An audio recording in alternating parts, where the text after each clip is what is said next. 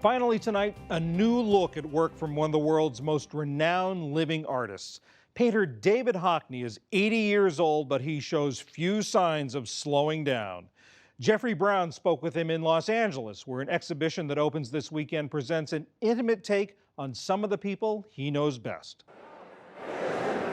It's a kind of album of family and friends, but these are large paintings on the walls of an enormous gallery at the Los Angeles County Museum of Art. The work of David Hockney, an artist renowned for capturing the world around him. Most people don't look much. I mean, they scan the ground in front of them so they can move around.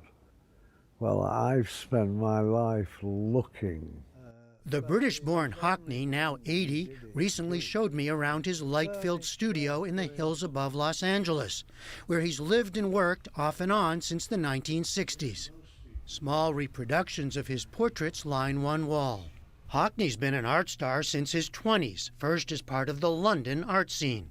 A figurative painter of color, often of scenes of the life he found in L.A., and always coming back to portraits, including of himself. And what about the human face? Why is that endlessly interesting to you? How can you see in them? How can you really see a person? I mean, I'm looking at you now, yes. Thinking of it, and I think, well, how would I know if I'd got you really well when I've not really know you? For the L.A. exhibition titled 82 Portraits and One Still Life, Hockney painted people he does know, family members and friends, some of whom he's been painting for decades. There are also people in his life now in a variety of ways, including a housekeeper and his dentist. I'm trying to get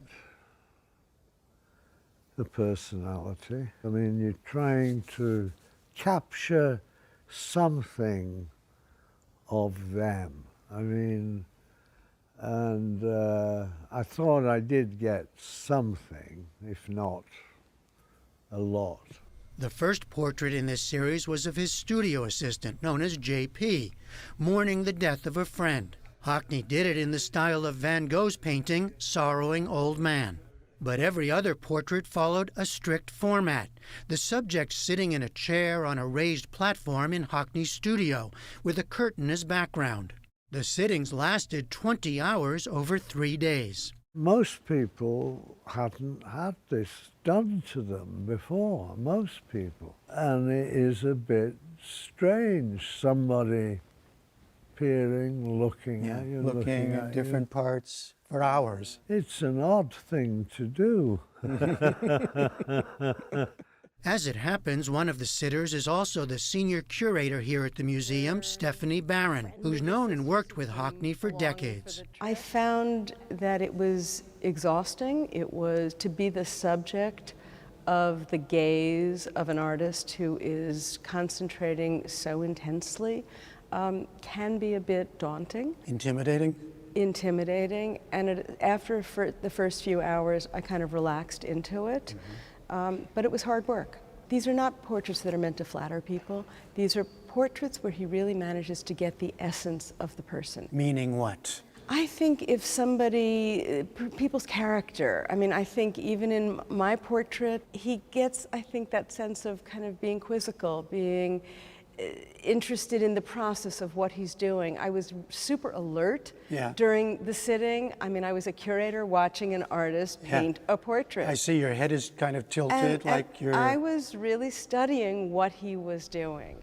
Personalities do come through. Two brothers, the one on the right, Hockney said, seemed to dare him to paint me like this. Art dealer Larry Gagosian, with his watch showing, was perhaps a bit impatient. He, in fact, only sat for 2 days. The sitters chose their own clothing, some elegant, others rather informal. I'd have thought if you were going to have your portrait painted, you'd dress. Right. The youngest of the sitters, 11-year-old Rufus Hale, was quite well dressed and composed, though a photo taken during the process shows his curiosity to get a peek at the work in progress.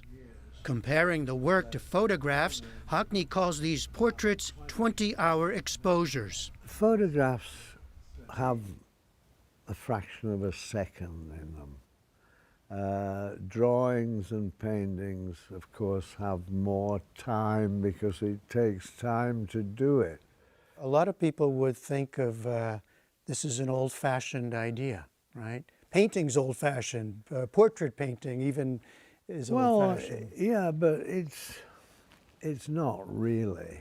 I mean, I know the arguments about painting is dead, but painting can't die because photography is not good enough, actually. It's not good enough. No, it's just a snap. But I mean, why not look longer at something? Look longer and you maybe see more. That's not to say that Hockney is a Luddite or technophobe.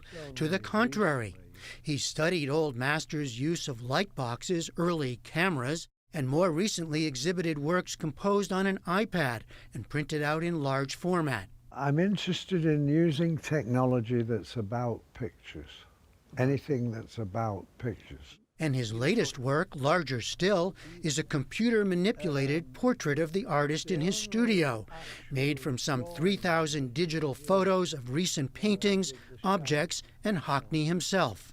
Whether the altered photos or the painted portraits, Hockney says for him it's about capturing what he calls figures in space.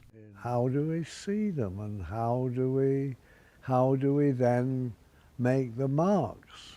You clearly like the fact that you're doing something that has been done for a long, long time. Well, what is new, really new? Is there anything new under the sun? I mean, I love painting, I love it. I've lots more to do. The exhibition, 82 Portraits and One Still Life, continues to the end of July.